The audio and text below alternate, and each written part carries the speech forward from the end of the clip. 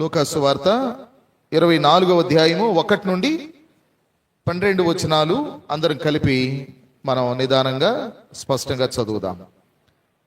ఆదివారమున తెల్లవారుచుండగా ఆ స్త్రీలు తాము సిద్ధపరిచిన సుగంధ ద్రవ్యములను తీసుకొని సమాధి యొద్దకు వచ్చి సమాధి ముందర ఉండిన రాయి దొరలింపబడి ఉండుట చూచి లోపలికి వెళ్ళిరి గాని ప్రభువైన యేసు దేహము వారికి కనబడలేదు.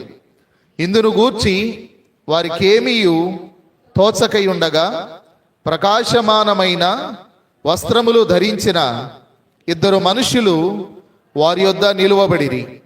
వారు భయపడి ముఖములను నేలమోపి ఉండగా సజీవుడైన వానిని మీరెందుకు మృతులలో వెదకుచున్నారు? ఆయన ఇక్కడ లేడు, ఆయన లేచి ఉన్నాడు. ఆయన ఇంకా గలిలయలో ఉండినప్పుడు మనుష్య కుమారుడు పాపిష్టులైన మనుషుల చేతికి అప్పగింపబడి సిలువ వేయబడి 3వ దినమందు లేవవలసి ఉన్నదని ఆయన మీతో చెప్పిన మాట జ్ఞాపకము చేసుకొనుడని వారితో అనిరి. అప్పుడు వారు ఆయన మాటలు జ్ఞాపకము చేసుకొని సమాధి వద్ద నుండి తిరిగి వెళ్ళి ఈ సంగతులన్నీ 11 శిష్యులకును తక్కిన వారికి అందరికీ తెలియజేసిరి. ఈ సంగతులు అపోస్తలులతో చెప్పిన వారెవరనగా మగ్దలేనే మరియయు, యోహన్నయు, యాకోబు తల్లి అయిన మరియయు, వారితో కూడా ఉన్న ఇతర స్త్రీలను. అయితే వారి మాటలు వీరి దృష్టికి వెర్రి మాటలుగా కనబడెను గనుక వీరి మాటలు నమ్మలేదు. అయితే పేతురు లేచి సమాధి యొద్దకు పరుగెత్తికొని పోయి వంగి చూడగా నారబట్టలు మాత్రము విడిగా కనబడెను. అతడు జరిగిన దానిని గూర్చి ఆశ్చర్యపడుచు ఇంటికి వెళ్ళెను. చిన్న ప్రార్థన చేద్దాము అలాగే నిలబడి ఉండగా. ప్రేమగల తండ్రి, ఈ ఈస్టర్ సందర్భంగా, ఈస్టర్ సండే సందర్భంగా మీ సన్నిధానంలో ప్రత్యేకంగా మేము కలుసుకోవడానికి మీరు మాకు ఇచ్చిన ఈ సమయాన్ని బట్టి వందనాలు నాయన. మీరు పునరుద్ధానుడువై సమాధిని గెలిచి తిరిగి లేచిన ఆ సన్నివేశాన్ని, చారిత్రకమైనటువంటి ఆధారాలతో కూడిన అద్భుతమైన ఘట్టాన్ని మేము ధ్యానించడం కొరకు మీరు మాకు ఇచ్చిన ఈ సమయాన్ని బట్టి వందనాలు. ముందున్న సమయం మాకు దీవెనకరంగా దయచేయమని యేసు ప్రభు ఘనమైన నామములో ప్రార్థించి వేడుకొనుచున్నాం తండ్రి, ఆమేన్. ఆమేన్. మనం ఈరోజు ఈస్టర్ సందర్భంగా ప్రత్యేకంగా మరి మనం దేవుని సన్నిధిలో కలుసుకోవడానికి దేవుడు గొప్ప భాగ్యాన్ని మనకిచ్చారు. దాన్ని బట్టి దేవుణ్ణి మనం ఎంతైనా స్తుతించబద్దులమై ఉన్నాం. పునరుద్ధానాన్ని గురించి మనం ఆలోచించినప్పుడు ఈ ఉదయం ప్రపంచంలో ఒక సమాధి ఖాళీగా ఉంది అనే విషయాన్ని మనం జ్ఞాపకం చేసుకుంటాం. ఆ ఖాళీ సమాధి కారణంగా మన జీవితాలు దీవించబడ్డాయి, ఆశీర్వదింపబడ్డాయి. ఒక ఖాళీ సమాధి మన జీవితాల్ని దీవించింది. ఆయన సమాధిని గెలిచి తిరిగి లేచిన తర్వాత కదా మీకు సమాధానం కలుగునుగాక అని అన్నది. కాబట్టి మన జీవితాలు దీవించబడ్డాయి అంటే దానికి ఒకే ఒక కారణం ఖాళీ సమాధి అనే విషయాన్ని మనం మర్చిపోకూడదు.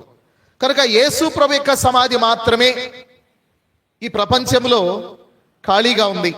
ప్రపంచంలో 7 వింతలు ఉన్నాయి కదా. మన భారతదేశంలో ఒకటి ఉంది. ఏంటది? తాజ్మహల్.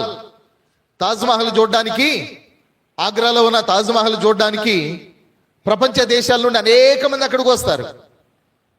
ఏంటది తాజ్మహల్? ఒక రాజు రాణి అయిన తన భార్య కొరకు ప్రేమతో కట్టించిన సమాధి. ప్రపంచంలో ఎక్కడ అలాంటిది లేదు. అందుకనే దాన్ని చూడడానికి అనేక మంది వస్తారు. అయితే అది ఖాళీ సమాధి కాదు. కాబట్టి బుద్ధుని సమాధి ఉంది, అది ఖాళీ సమాధి కాదు. మహమ్మద్ సమాధి ఉంది, అది కూడా ఖాళీ సమాధి కాదు. రాజుల సమాధులు ఉన్నాయి, అవి కూడా ఖాళీ సమాధులు కావు. కానీ యేసు ప్రభు యొక్క సమాధి మాత్రమే ఖాళీ సమాధి. కాబట్టి ఆ ఖాళీ సమాధి మనకేం చెప్తుంది అని అంటే ఆయన మరణించి 3వ దినాన తిరిగి లేచాడు అనేటువంటి సత్యము ఖాళీ సమాధి మనకు బోధిస్తా ఉంది. సిలువ, సమాధి అనే వాటిని మనం చూస్తాం. మాత్రమే కాదు, సిలువలో మనకేం కనబడింది? దేవుని ప్రేమ. యోహాను సువార్త 3:16 ఉన్నట్టుగా, దేవుడు లోకముని ఎంతో ప్రేమించెను కాగా తన అద్వితీయ కుమారునిగా పుట్టిన వాని యందు విశ్వాసముంచు ప్రతివాడును నశింపక నిత్య జీవం పొందినట్లు ఆయనను అనుగ్రహించెను. సిలువలో దేవుని ప్రేమ కనబడింది, సమాధిలో నిశ్శబ్దం కనబడింది. కనుక శనివారాన్ని సైలెంట్ నైట్ అన్నారు, నిశ్శబ్ద రాత్రి అని అన్నారు. ఎందుకంటే ఆ రోజు శుక్రవారం సాయంకాలమే ఆయన సమాధిలో పెట్టి సుగంధ ద్రవ్యాలు పూసి ఆ తర్వాత వారు వెళ్ళిపోయారు. శనివారం అంతా మౌనంగా ఉండిపోయారు. కనుక సమాధిలో నిశ్శబ్దం కనబడుతుంది. కానీ పునరుద్ధానంలో దేవుని శక్తి కనబడతా ఉంది. పునరుద్ధానంలో దేవుని శక్తిని మనం చూడగలుగుతాం. తర్వాత ఖాళీ సమాధి అనేది చరిత్రను మార్చిన ఒక ఉదయంగా మనం చూస్తాం. ఆదివారం ఉదయాన్నే ఆయన తిరిగి లేచినప్పుడు మరి ఖాళీ సమాధి ఉన్నది. ఈ ఖాళీ సమాధి చరిత్రను మార్చిన ఒక ఉదయంగా మనం చూస్తాం. కొంతమంది జీవితాల్లో కొన్ని ఉదయాలు బాధాకరంగా ఉండొచ్చు, కొన్ని ఉదయాలు సంతోషాన్ని కలుగు చేయొచ్చు. కానీ ఒకానొక ఉదయం చరిత్ర గతిని మార్చింది. ఆయన మరణమును గెలిచి తిరిగి లేచుడు ద్వారా చరిత్ర గతి మార్చబడింది. అది ఖాళీ సమాధి వలన. కనుక స్త్రీలు సుగంధ ద్రవ్యాలతో వచ్చారు. అయితే వారు ఊహించింది మరణించిన యేసును, కానీ వారు చూసింది తిరిగి లేచినటువంటి యేసును. కాబట్టి వారు ఊహించిందేమో మరణించిన యేసును, ఆయనకు సుగంధ ద్రవ్యాలు పూయాలి అని సిద్ధపరచుకొని వచ్చారు సమాధి దగ్గరికి.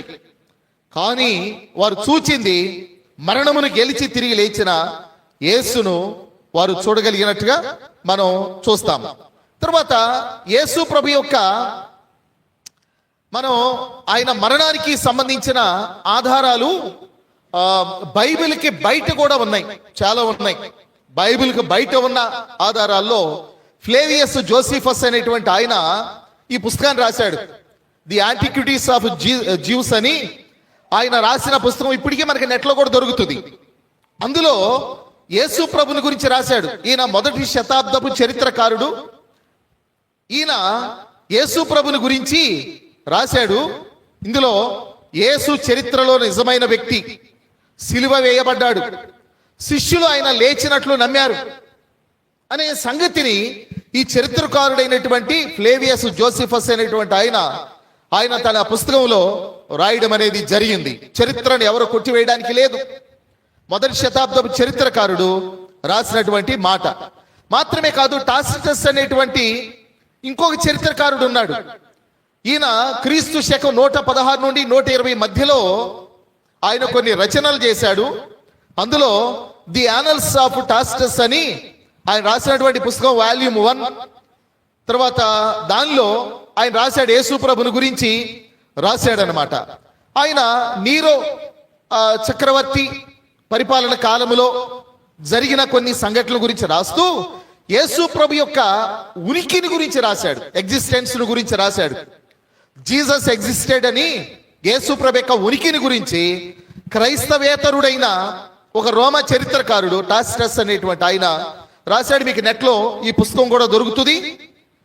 అందులో వాల్యూమ్ 1 దానిలో మించేవారు ఉన్నారు.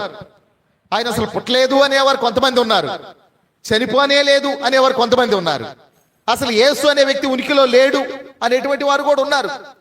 అనుకోవడానికి ఎన్నైనా అనుకోవచ్చు, వ్యక్తిగతం, ఎవరి వ్యక్తిగతం వారిది. కానీ చరిత్రను కొట్టివేయలేరు కదా. చరిత్ర అనేది వ్యక్తిగతం కాదు. చరిత్ర అనేది జరిగిన వాస్తవికమైన సంఘటన.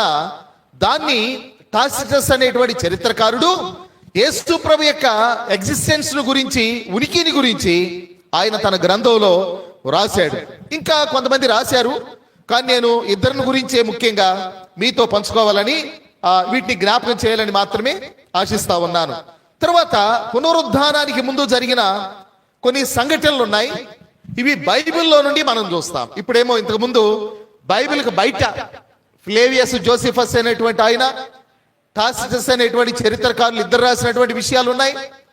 ఆ చరిత్రకారులు మాత్రమే కాకుండా ఇంకా వేరే వేరే గ్రంథాల్లో కూడా రాశారు. కానీ మనకి ముఖ్యంగా చరిత్రకారులు రాసిన వాటిని మనం ప్రామాణికంగా వాటిని రెండింటిని తీసుకున్నాం. తర్వాత బైబిల్లో కూడా ఆ పునరుద్ధానానికి ముందు జరిగిన కొన్ని సంఘటనలు మనం చూస్తాం. ఏమేం జరిగినాయి? సిలువేయబడ్డాడు ఆయన. యోహాను సువార్త 19వ అధ్యాయంలో మనం చూస్తాం. తర్వాత ఆయన మరణ నిర్ధారణ జరిగింది 19వ అధ్యాయం 33 నుండి 35 వరకు. సమాధిలో ఉంచబడ్డాడు ఆయన. మత్తయి సువార్తలు మనం గమనిస్తాం.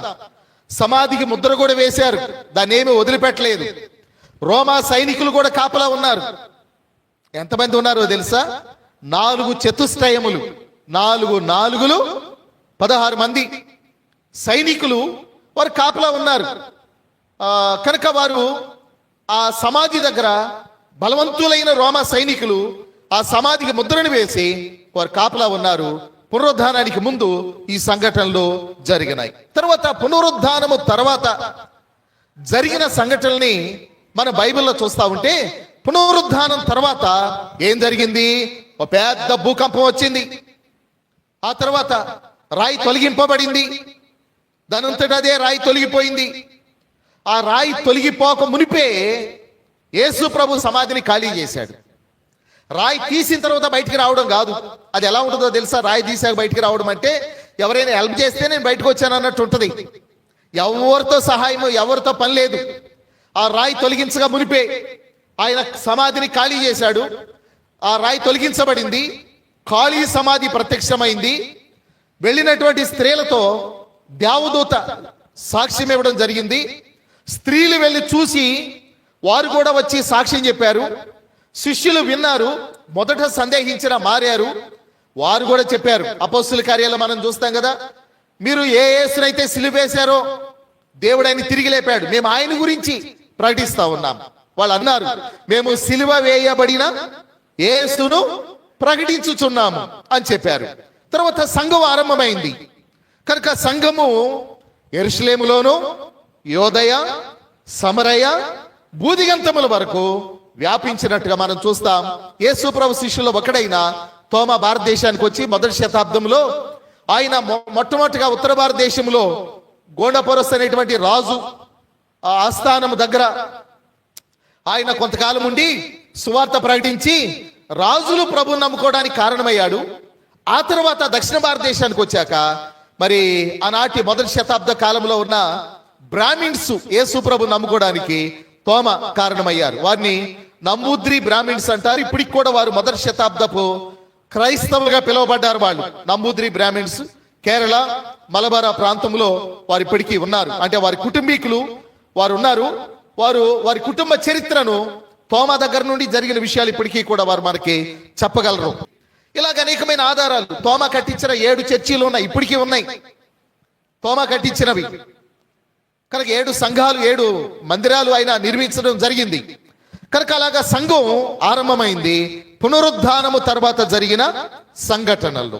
తర్వాత మనం ఈ మాట ఒకటి ఆలోచిద్దాం. పునరుద్ధానం లేకపోతే, ఒకవేళ పునరుద్ధానమే లేదనుకోండి, కొరింథీయులకు రాసిన మొదటి పత్రిక 15వ అధ్యాయంలో పౌలు ఇలా చెప్పాడు, ఒకవేళ పునరుద్ధానమే జరిగి ఉండకపోతే, ఆయన గనక మరణించకపోతే, తిరిగి లేవకపోతే, పునరుద్ధానం అనేది లేకపోతే, కొరింథీ మొదటి పత్రిక 15వ అధ్యాయము 12వ వచనము నుండి, క్రీస్తు మృతుల్లో నుండి లేపబడి ఉన్నాడని ప్రకటింపబడుచుండగా మీలో కొందరు మృతుల పునరుద్ధానము లేదని ఎట్లు చెప్పుచున్నారు? మృతుల పునరుద్ధానము లేని ఎడల క్రీస్తు కూడా లేపబడి ఉండలేదు. మరియు క్రీస్తు లేపబడి ఉండని ఎడల మేము చేయు ప్రకటన వ్యర్థమే, మీ విశ్వాసము వ్యర్థమే. దేవుడు క్రీస్తును లేపెనని ఆయనను గూర్చి మేము సాక్ష్యము చెప్పి ఉన్నాము కదా. మృతులు లేపబడని ఎడల దేవుడైనను లేపలేదు గనుక మేమును దేవుని విషయమై అబద్ధపు సాక్షులముగా అగపడుచున్నాము. మృతులు లేపబడని ఎడల క్రీస్తు కూడా లేపబడలేదు. క్రీస్తు లేపబడని ఎడల మీ విశ్వాసం వ్యర్థమే, మీరింకను మీ పాపముల్లోనే ఉన్నారు. అంతేకాదు క్రీస్తునందు నిద్రించిన వారందరూ నశించిరి. ఈ జీవితకాలం మట్టుకే మనము క్రీస్తునందు నిరీక్షించు వారమైన ఎడల మనుషులందరికంటే దౌర్భాగ్యులమై ఉంటాము అన్నాడు. 3 మాటలు చెప్తాను. ఇక్కడ మనం చూస్తాం, యేసు ప్రభు కనుక లేపబడకపోతే, పునరుద్ధానం లేకపోతే మన విశ్వాసం వ్యర్థమే. మనకి పాప క్షమాపణే లేదు, అసలు నిరీక్షణే లేదు. లోకంలో ఉన్న వారందరికంటే మరింత దౌర్భాగ్యులం అవుతాం. ఎందుకో చెప్పనా? ఈ ప్రపంచంలో దేవుని నమ్మి ఆ దేవుని కోసం దెబ్బలు తినేది క్రైస్తవులే, అవమానం పొందేది క్రైస్తవులే, నిందలు పడేది క్రైస్తవులే. ఏ రాజ్యమైన ఏ చట్టమైనా వారి దృష్టిలో తేలిగ్గా గొర్రెల్లా కనపడేది ఎవరు? క్రైస్తవులే. దేని కొరకు? వారి అవమానం, ఆ నిందలు, ఆ శ్రమలు, ఆ కష్టాలు, మరణం అయినా సరే ప్రభుని వాళ్ళు వదిలిపెట్టకుండా మరణం దాకా ఎందుకు నమ్మకంగా ఉన్నారు అంటే దానికి కారణం నిరీక్షణ. ప్రభు మన కొరకు చనిపోయి తిరిగి లేచాడు, మనల్ని కూడా తిరిగి లేపుతాడు. మనం దేవునితో యుగయుగాలు ఉంటాము. మనం పొందిన శ్రమలకు పరలోకములో మనకి జీతం ఉంటుంది, బహుమానం ఉంటుంది, కిరీటం ఉంటుంది. ఆ నిరీక్షణ, ఆయన పునరుద్ధానం లేకపోతే మనకు నిరీక్షణే లేదు. లోకములో ఉన్న వారందరికంటే దౌర్భాగ్యులమై ఉంటాం అని పౌలు మనకు జ్ఞాపకం చేశాడు. తర్వాత పునరుద్ధానం యొక్క ఆధ్యాత్మిక అర్థం మనం చూస్తాం. పునరుద్ధానం యొక్క ఆధ్యాత్మిక అర్థం 1, పాపముపై విజయం కలిగింది. మనం రోమాపత్రిక 4:25 బిగ్గరగా చదవండి ఎవరైనా ఒకరు. ఆయన మన అపరాధముల నిమిత్తము అప్పగింపబడి మనము నీతిమంతులుగా తీర్చబడుటకై లేపబడెను అన్నాడు. పునరుద్ధానం యొక్క ఆధ్యాత్మిక అర్థం పాపం మీద విజయం. మనం నీతిమంతులుగా తీర్చబడ్డానికి ఆయన అప్పగించబడి, ఆయన మన పాపముల నిమిత్తం అప్పగించబడి నీతిమంతులుగా తీర్చబడుట కొరకై ఆయన తిరిగి లేచాడు. అంటే పాపం మీద మనకు విజయాన్ని ఆయన ఇచ్చిన వాడిగా మనం చూస్తాం. రెండవది, మరణం మీద విజయాన్ని చూస్తాం. పునరుద్ధానం యొక్క అర్థం మరణం మీద విజయం. కొరింథీ మొదటి పత్రిక 15:55 ఓ మరణమా నీ విజయం ఎక్కడా? ఓ మరణమా నీ ముల్లెక్కడా? మరణపు ముల్లు పాపము, పాపమునకున్న బలము ధర్మశాస్త్రమే అన్నాడు. ఓ మరణమా నీ విజయం ఎక్కడా? ఓ మరణమా నీ ముల్లెక్కడా? ఈ ప్రపంచంలో ఎవరు చెప్పగలిగారు ఈ మాట? అలెగ్జాండర్ ది గ్రేట్, గ్రీకు వీరుడు, 30వ ఏట ఆయన ప్రపంచాన్ని జయించడానికి బయలుదేరి అనతి కాలంలోనే ఆయన ప్రపంచమంతటిని జయించి ఆయన ఒక సముద్రం దగ్గరికి వెళ్ళి అన్నాడంట, ఓ సముద్రమా నీవు కూడా ఒక రాజ్యాన్ని అయినట్టయితే నిన్ను కూడా గెలిచేవాడిని అన్నాడు. కానీ చివరికి మరణించాడు. అలెగ్జాండర్ మరణం మీద విజయాన్ని పొందలేకపోయాడు. ఏ రాజ్యాన్నైనా జయించగలిగాడు, ఏ చక్రవర్తినైనా జయించగలిగాడు. ఎలాంటి గొప్ప వ్యక్తి అయినా తన ముందు నిలవలేకపోయారు. అలాంటి అలెగ్జాండర్ ఒక దినాన నిస్సహాయుకునిగా తన 2 చేతులు వెలుపల పెట్టమని, సమాధిలో నుండి, ఆ పెట్టిలో నుండి బయట పెట్టమని, తను సంపాదించినదంతా కూడా తన సమాధి పెట్టి మీద చల్లమని చెప్పి, తనకు వైద్యం చేసినటువంటి వైద్యులు తను బ్రతికించలేకపోయారు గనక తను పెట్టిన వారినే మోయమని చెప్పి, ఎవరైనా ఏంటి చక్రవర్తి చేతులు బయట పెట్టారు అని అంటే ఇతడు లోకమంతా జయించాడు కానీ ఏమి తీసుకోకుండా వెళ్ళిపోతున్నాడు, మరణం ముందు ఓడిపోయాడని చెప్పండి అని ఆయన చెప్పి మరణించాడు. కనుక అలెగ్జాండర్ ఆయన మరణంను గెలవలేకపోయాడు. ప్రపంచాన్ని గెలిచాడు కానీ మరణాన్ని గెలవలేకపోయాడు. యేసు ప్రభువారు అన్నాడు కదా, ఓ మరణమా నీ విజయం ఎక్కడా? ఓ మరణమా నీ ముల్లెక్కడా అని మరణపు ముల్లును విరిచిన విజయుడు ప్రభువైన యేసుక్రీస్తు. పునరుద్ధానం యొక్క ఆధ్యాత్మిక అర్థం పాపం మీద విజయం, మరణం మీద విజయం మాత్రమే కాదు, నూతన జీవం. రోమపత్రిక 6వ అధ్యాయం, రోమిలకు రాసిన పత్రిక 6వ అధ్యాయము 4వ వచనం. కాబట్టి తండ్రి మహిమ వలన క్రీస్తు మృతుల్లో నుండి ఎలాగు లేపబడెనో అలాగుననే మనమును నూతన జీవము పొందిన వారమై నడుచుకొనున్నట్లు. చాలు. యేసు ప్రభు మృతుల్లో నుండి ఎలాగూ లేపబడ్డాడో అలాగే మనమును నూతన జీవం పొందిన వారమై అనే మాటలు వాడాడు. కాబట్టి యేసు ప్రభు తిరిగి లేవడం ద్వారా పాపం మీద విజయం, మరణం మీద విజయం, నూతనమైన జీవం, నూతనమైన జీవితం మనకు అనుగ్రహింపబడినట్టుగా మనం జ్ఞాపకం చేసుకుంటాం. ఇది పునరుద్ధానం యొక్క ఆధ్యాత్మిక అర్థం. తర్వాత క్రైస్తవ్యము కేవలం ఒక డాక్టరీని మాత్రమే కాదు. లోకంలో చాలా సిద్ధాంతాలు ఉన్నాయి. క్రైస్తవ్యం ఒక సిద్ధాంతం మాత్రమే కాదు. క్రైస్తవ్యం ఒక తత్వశాస్త్రం కాదు. ఒక జీవించి ఉన్న రక్షకునిపై నిలవబడిన ఒక మార్గంగా మన క్రైస్తవ్యాన్ని చూస్తా ఉన్నాం. లోకంలో సిద్ధాంతాలు ఉన్నాయి, తత్వాలు ఉన్నాయి, తత్వశాస్త్రాలు ఉన్నాయి. కానీ క్రైస్తవ్యం అనేది అలాంటిది కాదు, దానికి భిన్నమైనది. కనుక జీవించి ఉన్న రక్షకునిపై నిలవబడినదిగా క్రైస్తవ్యాన్ని మనం ఇక్కడ చూస్తా ఉన్నాం. కాబట్టి క్రైస్తవ్యం యొక్క ప్రత్యేకత ఏంటి? పునరుద్ధానమే. క్రైస్తవ్యం యొక్క ప్రత్యేకత ఏంటి అంటే పునరుద్ధానమే అనే విషయాన్ని మనం జ్ఞాపకం చేసుకోవాలి. తర్వాత మనం లూకా సువార్త 24వ అధ్యాయాన్ని మనం ఇందాక 1 నుండి 12 వచనాలు చదివాము. ఇప్పుడు ఆ 12 వచనాల్ని ఒక్కొక్క వచనంగా మనం జ్ఞాపకం చేసుకుంటూ అందులో ఉన్న ఆధ్యాత్మికమైన అర్థాన్ని ఒక ప్రత్యేకమైన కోణములో ఈరోజు మనం ధ్యానం చేద్దాము. ఆ తర్వాత నా మాటలో నేను ముగిస్తాను.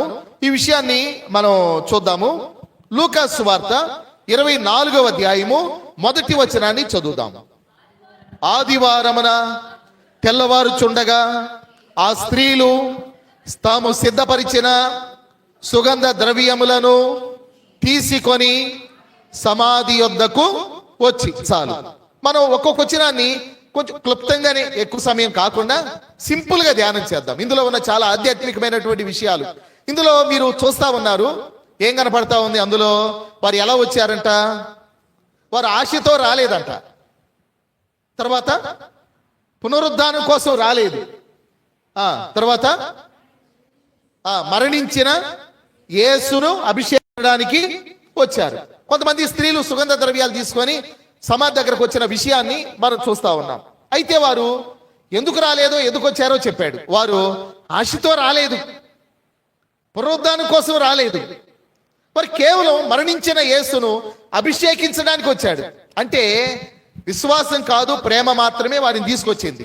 యేసు ప్రభు పట్ల వారికి ఉన్న ప్రేమ వారిని సమాధి దగ్గరికి తీసుకొచ్చింది. విశ్వాసంతో రాలేదు. దేంతో వచ్చారు? ప్రేమతో వచ్చారు, అంతే. కనుక వారు ప్రేమతో వచ్చారు. ప్రభు పట్ల వారికి ఉన్న ప్రేమను బట్టి వచ్చారు. అయితే ఇక్కడ భక్తులు చెప్పిన 2 మాటలు మనం చూస్తాం. అది ఒకటి, మన విశ్వాసం బలహీనంగా ఉన్నప్పటికీ దేవుని కార్యము ఆగదు. మన విశ్వాసం బలహీనంగా ఉన్నప్పటికీ దేవుని కార్యము ఆగదు. యేసు ప్రభు తిరిగి లెగుస్తానని ఎన్నోసార్లు చెప్పాడు. ఆయన జీవించిన కాలంలో, స్వార్థ ప్రకటించిన కాలంలో 3.5 సంవత్సరాల్లో శిష్యులతో కూడా చెప్పాడు. కానీ దాదాపుగా ఎవరు నమ్మలేదు కూడా. ఎవరు నమ్మలేదు దాదాపుగా ఆయన తిరిగి లెగుస్తాను అంటే. చివరికి వాళ్ళు సిలివేసి ఆ సమాధిలో పెట్టిన తర్వాత అక్కడ ఉన్నటువంటి పెద్దలు కానీ, యాజకులు కానీ, శాస్త్రులు కానీ పిలాతు దగ్గరికి వెళ్ళి ఏమన్నారో తెలుసా? అయ్యా, ఆ వంచకుడు బ్రతుకున్నప్పుడు తిరిగి లెగుస్తానని చెప్పాడు. ఒకవేళ తిరిగి లెగిస్తేనా? కాదు, వాళ్ళు నమ్మలేదు. ఒకవేళ ఆయన శిష్యులు వచ్చి ఆయన దేహాన్ని తీసుకెళ్ళిపోతారేమో, అప్పుడు ఆయన తిరిగి లేచాడని ప్రచారం చేస్తారేమో, కనుక ఆయన సమాధికి ముద్ర వేసి కావలి ఉంచండి అని చెప్పి వాళ్ళు పర్మిషన్ అడిగారు. వాళ్ళు కూడా తిరిగి లెగుస్తారని నమ్మలేదు, ఎవరు నమ్మలేదు. కనుక ఎవరు నమ్మనంత మాత్రాన దేవుని కార్యం ఆగుతుందా? ఆగదు. ఎవరు నమ్మలేదే, ఇక నేను తిరిగి లేవను అని అనుకోలేదు ఆయన. మన విశ్వాసం బలహీనంగా ఉన్న దేవుని కార్యం ఆగదు. ఆయన ఏం చేయాలనుకున్నాడో అది చేస్తాడు ఆయన. కాబట్టి ఆయన మృతిని గెలిచి తిరిగి లేవాలి. ఆయన 3వ దినాన ఆయన చెప్పిన విధంగా ఖచ్చితంగా 3వ దినాన తిరిగి లేచాడు. తర్వాత నీవు ఆశ లేక వచ్చినా దేవుడు నీకు ఆశను ఇస్తాడు. దేవుని ప్రేమిస్తే చాలు. ముందు కొన్నిసార్లు మన విశ్వాసం బలహీనం కావచ్చు, మనం సరిగా నమ్మలేకపోవచ్చు. కానీ మనలో దేవుని పట్ల ప్రేమ ఉంటే మన విశ్వాసాన్ని బలపరుస్తాడు, మన ఆశను వృద్ధి చేస్తాడు ఆయన. ఆ స్త్రీల జీవితంలో అదే జరిగింది. ప్రపంచ చరిత్రలో పునరుద్ధానానికి మొదటి సాక్షులు ఎవరు అంటే స్త్రీలే కదా. వారి విశ్వాసాన్ని బట్టా కాదు, దేన్ని బట్టి? ప్రేమను బట్టి. కనుక ప్రేమ చాలా ప్రాముఖ్యమైంది. కొన్నిసార్లు విశ్వాసం బలహీనం కావచ్చు, కానీ ప్రేమ ఉంటే నీ విశ్వాసాన్ని ఆయనే బలపరుస్తాడు. కనుక నీవు ఆశ లేక వచ్చినా దేవుడు నీకు ఆశను లేక నిరీక్షణను ఇస్తాడు అనే విషయాన్ని మనం మొదటి వచనములో మనం చూస్తున్నాం. తర్వాత రెండో వచనాన్ని చదువుదామా. సమాధి ముందర ఉండిన రాయి దొరిలింపబడి ఉండుట చూచి లోపలికి వెళ్ళిరి గాని అనే విషయాన్ని మనం చూస్తాం. రాయి తొలగించబడ్డం చూశారు వాళ్ళు. వారు వెళ్ళారు. వారు వెళుతూ ఏమనుకున్నారు? మన నిమిత్తము ఆ రాయి ఎవరు దొరిలిస్తారు? చాలా బరువైన రాయి అది. ఇద్దరు ముగ్గురు లేక నలుగురు కలిసి వారు నెడితే దొరిలేది కాదు. అది చాలా బరువైన పెద్ద రాయి. వాళ్ళు అనుకుంటున్నారు మన నిమిత్తం ఆ రాయిని ఎవరు దొరిలిస్తారు అని. కానీ వారు వెళ్ళేసరికి రాయి తొలగించబడి ఉంది. ఇక్కడ ఒక మాట మనం చూస్తాం. యేసు ప్రభు బయటికి రావడానికి కాదు, ఆ రాయి దొరిలింపబడింది. దేనికి? మనం లోపల చూడడానికి. మీకు కనపడుతుందా అది? రాయి ఎందుకు దొరిలింపబడింది? యేసు ప్రభు బయటికి రావడానికి కాదు. రాయి దొరిలింపబడక ముందే ఆయన వచ్చేసాడు బయటికి. ఏది అడ్డు కాదు, ఏ రాయి కూడా అడ్డు కాదు, ఏ ముద్ర కూడా ఆయనకు అడ్డు కాదు. ఎన్ని గొలుసులు వేసినా సరే, ఎంతమంది సైనికులు ఉన్నా సరే ఆయన అడ్డుకోలేరు. ఆ రాయి దొరిలింపబడింది ఆయన బయటికి రావడానికి కాదు, బయటి వ్యక్తులు లోన తొంగి చూడడానికి. ఆయన పునరుద్ధానాన్ని గురించి చూసి వారు నిరీక్షణను విశ్వాసాన్ని బలపరుచుకోవడానికి. కనుక ఇక్కడ రెండు మాటలు మనం ప్రత్యేకంగా గమనిస్తాం. ఆ వచనాన్ని బట్టి దేవుడు ముందే పని చేశాడు. మన జీవితాల్లో కూడా కొన్నిసార్లు బరువైన రాయి లాంటివి అడ్డుగా ఉన్నప్పుడు మన నిమిత్తం ఎవరైనా రాయిని దొరిలిస్తారు అని మనం అనుకుంటే, మనం అక్కడికి వెళ్ళకముందే, చేరుకోకముందే దేవుడు ఆ సమస్యను తొలగిస్తాడు. ఆయన ఒక మాట అన్నాడు, ఆవగింజంత విశ్వాసం ఉంటే చాలు ఈ పర్వతం వెళ్ళి సముద్రంలో పడమంటే పడుతుందని. మన సమస్యలు ఎంత బరువైనైనా ఎంత పెద్దవైనా సరే మనం అక్కడికి చేరుకోకముందే రాయిని దొర్లించేశాడు, సమస్యను తొలగించేశాడు. కాబట్టి వారు రాయి తొలగింపబడి ఉండడం చూశారు. దేవుడు ముందే పని చేయడం మన జీవితాల్లో కూడా మనం చూస్తాం. కనుక బైబిల్లో ఒక చక్కటి ఎగ్జాంపుల్ ఉంది. 10 మంది కుష్ఠరోగులు ఉన్నారు. ప్రభు దగ్గరకు వచ్చారు. నీకు ఇష్టమైతే మమ్మల్ని శుద్ధులుగా చేయమన్నారు. బైబిల్లో ఉన్న మాట ఏంటంటే, ప్రభు అన్నారు కదా, మీరు వెళ్ళి మీ దేహాన్ని యాజకునికి కనబరుచుకోండి. కుష్ఠరోగంతోనే ఉన్నారు ఇంకా, కానీ వారు విశ్వాసంతో వెళుతూ ఉండగా వారు శుద్ధులయ్యారు. అది మనం చూస్తాం. ఇంకా అనేకమైనటువంటి విషయాలు మనం ఏలియా జీవితంలో గమనిస్తే, ఏలియాకి దేవుడు చెప్పాడు, నువ్వు వెళ్ళు, కరువు దినాలు తీరే వరకు నేను పోషించడానికి నేను సారీపతు విధవరాలకి నేను ఆజ్ఞాపించాను. కాబట్టి దేవుడు ముందుగానే సిద్ధపరిచేవాడు, ముందుగానే పనిచేసేవాడు. మన భవిష్యత్తును గురించి కొన్నిసార్లు ఆ బరువైన రాయి అడ్డుగా ఉన్నట్టుగా మన జీవితంలో ఏదో అడ్డుగా ఉండడాన్ని బట్టి మనం ముందుగానే మనం సందేహించవచ్చు. కానీ మనం అక్కడికి చేరుకునేసరికి దేవుడు దాన్ని తొలగించేస్తాడు. కాబట్టి రాయి తొలగింపబడి ఉండడం వారు చూడడం జరిగింది. తర్వాత 3వ వచనం చదువుదాం. ప్రభు అయిన యేసు దేహము వారికి కనబడలేదు. ఖాళీ సమాధి అక్కడ ఉండడం మనం చూస్తాం. ఇది క్రైస్తవ విశ్వాసపు కేంద్రం. యేసు ప్రభు యొక్క దేహం అక్కడ కనబడలేదు. ఇప్పుడు బుద్ధుని గురించి మనం ఆలోచిస్తే బుద్ధుని యొక్క అవశేషాలు అక్కడక్కడ ఉన్నాయి. తర్వాత తోమా గారి ఆ అవశేషాలు కూడా కొన్ని మద్రాసులో మౌంట్ థామస్ అనేటువంటి కొండపైన ఆయన చనిపోయిన స్థలంలో కట్టబడిన ఆలయంలో ఆయనకి సంబంధించిన, ఆయన దేహానికి సంబంధించిన కొన్ని అవయవాలు ఉన్నాయి. వేలు కావచ్చు, లేకపోతే జుట్టు కావచ్చు, ఇలాంటివి కొన్ని ఉంటాయి. మరి కొన్ని వేరు చోట్లకి తీసుకెళ్ళిపోయారు. మీరు గోవా వెళ్ళారు అనుకోండి, గోవాలో మొట్టమొదటి రోమన్ క్యాథలిక్ మిషనరీగా వచ్చిన ఫ్రాన్సిస్ జేవియర్, ఆయన అవశేషాలు పెట్టిలో ఉంచబడి ఉన్నాయి. కానీ యేసు ప్రభు సమాధి దగ్గరికి వెళితే కాలు గోరు కూడా కనపడలేదు. ఏ ఆనవాలు లేదు, ఒక ఎముక ముక్క లేదు. అది ఖాళీ సమాధి. ఖాళీ సమాధి క్రైస్తవ విశ్వాసపు కేంద్రంగా మనం చూస్తాం. కనుక సమాధి ఖాళీగా ఉంది, కానీ అది ఆశతో నిండి ఉంది, నిరీక్షణతో నిండి ఉంది. సమాధి అయితే ఖాళీ అయింది, కానీ నిండగా ఆశ నిరీక్షణ కలుగు చేసిన ఆ ఖాళీ సమాధి, దాన్ని మనం చూస్తాం. కనుక ఖాళీ సమాధి సజీవ రక్షకుని మనకు ప్రదర్శించినట్టుగా మనం చూస్తా ఉన్నాం. ఆ తర్వాత 4వ వచనం చదువుదాం. ఇందును గూర్చి వారికి ఏమీ తోచకై ఉండగా ప్రకాశమానమైన వస్త్రములు ధరించిన 2 మనుషులు వారి యొద్ద నిలువబడిరి అనే మాట మనం చూస్తాం. దేవదూతుల యొక్క ప్రకటన మనం చూస్తాం. ప్రకాశమానమైన 2 వస్త్రములు ధరించిన 2 దేవదూతలు ఉన్నారు. వారు ఆ స్త్రీలతో మాట్లాడడం ప్రారంభించారు. వాళ్ళు ఏమన్నారంటే, సజీవుడైన వానిని మీరెందుకు మృతుల్లో వెతుకుతున్నారు అన్నాడు. అది ఆ స్త్రీలకు మాత్రమే కాదు, అది మనకు కూడా. సజీవుడైన వాణ్ణి మీరెందుకు మృతుల్లో వెతుకుతున్నారు అంటే, ఆయన సజీవుడు. మీరు ఇంకా చనిపోయి ఉన్నాడు అనుకుంటున్నారేమో, ఆయన ఎప్పుడో తిరిగి లేచాడు. సజీవుడైన వాణ్ణి మీరు ఎందుకు మృతుల్లో వెతుకుతున్నారు అంటే, మన దేవుడు సజీవుడు అనేటువంటి విషయాన్ని మనకు జ్ఞాపకం చేశాడు. కనుక ఆయన సజీవుడు, మృతుల్లో ఆయన్ని మనం వెతకూడదు. ఇది స్త్రీలకు మాత్రమే కాదు, మనకు కూడా. కనుక జీవమున్న యేసును మరణించిన ఆశల్లో ఎందుకు వెతుకుతున్నావు నీవు? కొన్నిసార్లు మనమే కించిపరుచుకుంటూ, కృంగిపోతూ, నిరాశతో మరణపు ఛాయల్లోనికి వెళ్ళినట్టుగానే కృంగిపోతున్నటువంటి మనకు ఇది ప్రోత్సాహకరమైన మాట ఏంటంటే, ఆయన సజీవుడు. మృతుల్లో వెతకొద్దు, ఆయన తిరిగి లేచాడు, నేటికి సజీవుడు ఆయన. కనుక 4, 5 వచనాల్లో 5వ వచనం కూడా మనం చదివినప్పుడు, వారు భయపడి ముఖములను నేలమోపి ఉండగా వీరు సజీవుడైన వానిని మీరెందుకు మృతుల్లో వెతుకుతున్నారు అని వారు ఒక ప్రశ్న వేయడం అనేది మనం అక్కడ చూస్తా ఉన్నాం. ఆ తర్వాత 6వ వచనం, ఆయన ఇక్కడ లేడు, ఆయన లేచి ఉన్నాడు, ఆయన ఇంకా గలిలయలో ఉండినప్పుడు.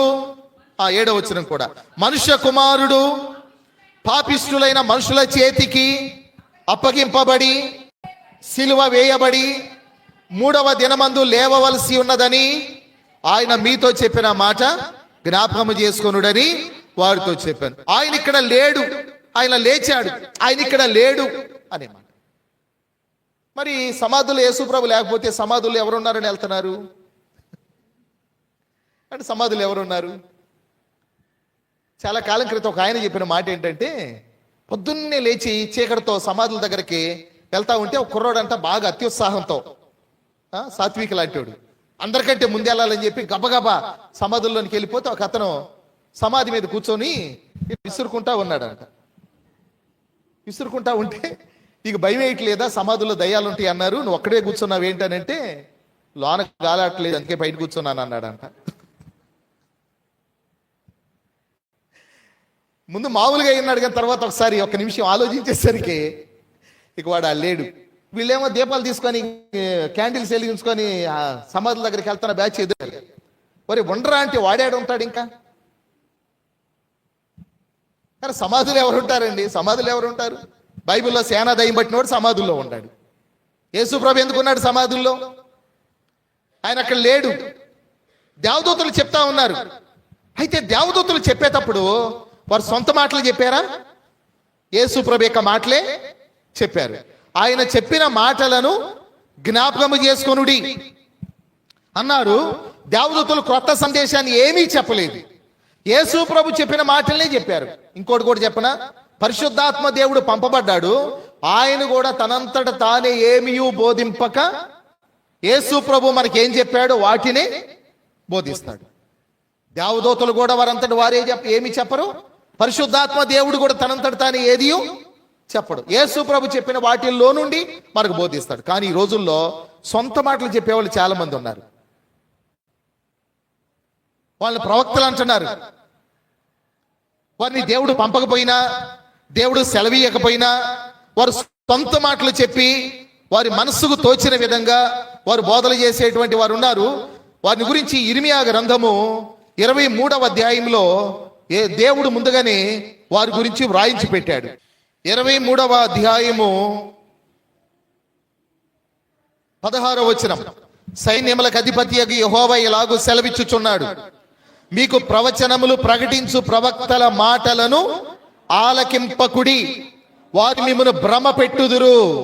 వారు నన్ను తృణీకరించు వారితో మీకు క్షేమము కలుగునని యెహోవా సెలవిచ్చెననియు, ఒకడు తన హృదయ మూర్ఖత చొప్పున నడవగా వానితో మీకు కీడు రాదనియు చెప్పుచు యెహోవా ఆజ్ఞను బట్టి మాటలాడక తమకు తోచిన దర్శనమును బట్టి పలుకుతారు వాళ్ళు. కాబట్టి మీకు అలాంటి ప్రవచనాలు ప్రకటించే ప్రవక్తల మాటలు మీరు ఆలకించవద్దు అన్నాడు. తర్వాత 30వ వచనం, కాబట్టి తమ జతవాని యొద్ద నుండి నా మాటలను దొంగిలించు ప్రవక్తలకు నేను విరోధిని, ఇదే యెహోవా వాక్కు. స్వేచ్ఛగా నాలుకల నాడించుకొనుచు దేవోక్తులను ప్రకటించు ప్రవక్తలకు నేను విరోధిని, ఇదే యెహోవా వాక్కు. మాయా స్వప్నములను ప్రకటించి వాటిని చెప్పుచు అబద్ధములను మాయా ప్రగల్భత చేతను నా ప్రజలను దారి తొలగించు వారికి నేను విరోధిని, ఇదే యెహోవా వాక్కు. నేను వారిని పంపలేదు, వారికి ఆజ్ఞ ఇయ్యలేదు, వారు ఈ జనులకు ఏ మాత్రమును ప్రయోజనకారులు కారు, ఇదే యెహోవా వాక్కు అన్నాడు. ఈనాడు ఎంతో మంది మందిరాలకు కూడా ప్రవచనాల కోసం, దర్శనాల కోసం, కళల కోసం, స్వస్థతల కోసం, అద్భుతాల కోసం వెళ్ళేవాళ్ళు ఎక్కువ. అందుకని ప్రభు చెప్పాడు, విశాల మార్గమును వెళ్ళేవారు అనేక మంది, ఇరుకు మార్గాన్ని వెళ్ళేవారు కొద్ది మంది. కాబట్టి విశాల మార్గాన్ని వెళ్ళే వాళ్ళు ఉన్నారు అనేక మంది. కాబట్టి ఎవరు కూడా వారికి ఇష్టం వచ్చినట్టుగా సొంతగా ఏది చెప్పలేదు. అపోస్తుల్లా వారంతటి వారు ఏమీ బోధించలేదు. పరిశుద్ధాత్మ దేవుడా తనంతట తాను ఏమీ చెప్పక యేసు ప్రభు ఏది బోధిస్తాడో వాటినే చెప్తానని చెప్పాడు. యేసు ప్రభే చెప్పాడు, నేను మీకు ఆదరణకర్తను పంపిస్తాను. యోహాను సువార్తలో చెప్పాడు ఆయన వచ్చి తనంతట తానే ఏమీ బోధింపక నేను మీకు ఏమి బోధించానో వాటిలో నుండి మీకు జ్ఞాపకం చేస్తాడని చెప్పాడు. అలాగనే దేవదూతలు కూడా యేసు ప్రభు యొక్క వాగ్దానాన్ని జ్ఞాపకం చేశారు. కనుక వారంతట వారే ఏది చెప్పలేదు, యేసు ప్రభు చెప్పినటువంటి మాటల్ని వారు గుర్తు చేసినట్టుగా మనం చూస్తా ఉన్నాం. ఆ తర్వాత 8వ వచనం, అప్పుడు వారు ఆయన మాటలు జ్ఞాపకం చేసుకొని సమాధి యొద్ద నుండి తిరిగి వెళ్ళి, అప్పుడు వారైన మాటలు జ్ఞాపకం చేసుకొని 8వ వచనాన్ని మనం చూస్తాం. కనుక వారు ఆయన మాటలు జ్ఞాపకం చేసుకున్నారు. చాలా సార్లు విన్నారు కానీ మర్చిపోయారు. ఆయన చనిపోయి తిరిగి లెగుస్తానని చెప్పిన మాటలు చాలా సార్లు విన్నారు. ఖండితంగా చెప్పాడు ఆయన, కానీ మర్చిపోయారు.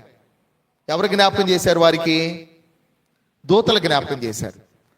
ఎప్పుడైతే ఆయన మాటలు జ్ఞాపకం వచ్చినాయో అప్పుడు వారిలోకి ఏమొచ్చింది? విశ్వాసము వచ్చింది. బైబిల్లో ఉంది కదా, వినుట వలన విశ్వాసం కలుగును. అంటే ఎవరో ఒకరు మనకు జ్ఞాపకం చేస్తూ ఉండాలి. మనం యేసు ప్రభుని నమ్మాము, ప్రభుని అంగీకరించాం, మారుమనసు పొందాం, బాప్తిస్మం పొందాం, దేవుని రాజ్యానికి వారసులమయ్యాం. ఇంకా సంఘం ఎందుకు? బైబిల్ స్టడీ ఎందుకు? విజ్ఞాపన కూడిక ఎందుకు? గృహ కూడికలు ఎందుకు? వాక్యం ఎందుకు? ఇంకా పద్దాకలు వినాల్సిన అవసరం ఏముంది? అంటే ఎవరో ఒకరు మనకు జ్ఞాపకం చేస్తూ ఉండాలి. మన విశ్వాసం బలపడాలంటే, అభివృద్ధి చెందుతూ ఉండాలంటే మన జ్ఞాపకం చేసేవాళ్ళు ఉండాలి. సంఘం అందుకే మనం విన్నాం వాస్తవమే, కానీ మనకు గుర్తు చేసి మన విశ్వాసాన్ని బలపరచడానికి మనకు ఉండాలి కాబట్టి ఎవరొకరు. అందుకని దేవుడు సంఘాన్ని ఏర్పాటు చేసి ఆయన సంఘము ద్వారా మనం గుర్తు చేసుకుంటూ, ఆయన మాటలు గుర్తు చేసుకుంటూ విశ్వాసాలు బలపడడానికే ఆయన మనకు సంఘాన్ని, ఒక క్రమాన్ని, ఒక పద్ధతిని ఆయన మనకు ఏర్పాటు చేశాడు. అలాగా వారు ఎప్పుడైతే దూతల మాటలు విన్నారో వారు ఆయన మాటలు విన్నప్పుడు వారు ఆయన చెప్పిన మాటల్ని గుర్తు చేసుకున్నారు. అప్పుడు విశ్వాసం బలపడింది. వాళ్ళు విశ్వాసాలు బలపడినట్టుగా మనం చూస్తాం. ఆ తర్వాత 9, 10 వచనాలు, సమాధి వద్ద నుండి తిరిగి వెళ్ళి ఈ సంగతులన్నీ 11 శిష్యులకును తక్కిన వారికి అందరికీ తెలియజేసిరి. ఈ సంగతులు అపోస్తలులతో చెప్పిన వారెవరనగా మగ్దలేనే మరియయు, యోహన్నయు, యాకోబు తల్లి అయిన మరియయు, వారితో కూడా ఉన్న ఇతర స్త్రీలను అనే మాట మనం చూస్తాం. ఇక్కడ సాక్ష్యం ఇచ్చిన స్త్రీలను మనం చూస్తాం. స్త్రీలు శిష్యులకు సువార్త చెప్పారు, పునరుద్ధాన వార్తను చెప్పారు. ఆ కాలంలో ఉన్న పరిస్థితి ఏంటంటే స్త్రీల సాక్ష్యం కోర్టులో విలువ లేదంట. స్త్రీల సాక్ష్యం కోర్టులో విలువగా ఉండేది కాదంట. ఇప్పుడు సాక్ష్యం చెప్పడానికి పోయారనుకోండి, పురుషులు సాక్ష్యం చెప్తే ఫుల్గా, స్త్రీలు చెప్తే సగమేనంట. అంటే ఆ దినాల్లో ఉన్నటువంటి పరిస్థితిని గురించి చెప్తున్నాను. కానీ దేవుడు వారిని మొదటి సాక్షులుగా ఎన్నుకున్నాడు. ఆ దినాల్లో స్త్రీల సాక్ష్యానికి విలువ లేదు, కానీ దేవుడు వారినే మొదటి సాక్షులుగా ఎన్నుకున్నాడు. ఇక్కడ ఒక అద్భుతమైన మాట, ప్రపంచము తక్కువగా చూసేవారిని దేవుడు ఉపయోగించుకుంటాడు. కొరింథీయులకు రాసిన పత్రికలు అదే అన్నాడు కదా అపోస్తలుడైన పౌలు. తృణీకరించబడిన వారిని, ఎన్నిక లేని వారిని కదా ఆయన ఎన్నుకునేవాడు, ఏర్పరచుకునేవాడు, యోగ్యులుగా చేసేవాడు. కాబట్టి లోకమందు ఎవరైతే తృణీకరించబడ్డారో వారినే కోరుకునేవాడు ఆయన. అలాగా ప్రపంచం తక్కువగా చూసేవారిని దేవుడు తన పని కొరకు ఉపయోగించుకునేవాడు అనడానికి స్త్రీల సాక్ష్యాన్ని మనం చూస్తా ఉన్నాం. ఆ తర్వాత 11వ వచనం, అయితే వారి మాటలంటే స్త్రీల మాటలు వీరి దృష్టి కంటే అపోస్తలుల దృష్టికి వెర్రి మాటలుగా కనబడెను గనుక వీరు వారి మాటలు నమ్మలేదు. కనుక వారి మాటలు వ్యర్థమైనవి లాగా కనబడ్డాయి. శిష్యులు కూడా మొదట నమ్మలేదు. యేసు ప్రభు తిరిగి లేచాడని స్త్రీలు వచ్చి చెప్పినప్పుడు వారు నమ్మలేదు. కనుక పునరుద్ధానం అనేటువంటిది ఆ కథ కల్పితం. అయితే శిష్యుల యొక్క అవిశ్వాసం రాయబడేది కాదు. అంటే మొదట శిష్యులు కూడా నమ్మలేదు. ఈనాడు అనేకులు నమ్మట్లేదు అని అంటే దాని పెద్ద ఆశ్చర్యపోవాల్సిన అవసరం లేదు. ఆ మొదటి శతాబ్దంలోనే ఆయన చనిపోయి తిరిగి లేచిన 3వ రోజే 3.5 సంవత్సరాలు చెప్పినటువంటి విన్నటువంటి ఆ శిష్యులు వారు కూడా నమ్మలేకపోయారు. ఈనాడు అనేకులు నమ్మట్లేదు అని అంటే మనం దాని పెద్ద ఆశ్చర్యపడేదేముంది? యేసు ప్రభు తిరిగి లేచాడా, లేవలేదు అని పనిగట్టుకొని చెప్పే కొంతమంది క్రైస్తవ వ్యతిరేకులు ఉన్నారు.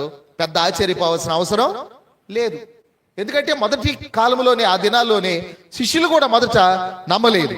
కనుక పునరుద్ధానం అనేది కల్పిత కథ అయితే గనక శిష్యుల యొక్క అవిశ్వాసం అక్కడ రాయబడేది కాదు. వారు అవిశ్వాసాన్ని గురించి కూడా రాశారు అని అంటే పునరుద్ధానం అనేది వాస్తవము, ఏది కూడా అందులో కల్పించింది లేదు అనడానికి అది మనం ఆధారంగా చూస్తాం. కనుక సందేహం కూడా విశ్వాసానికి దారి తీస్తుందంట.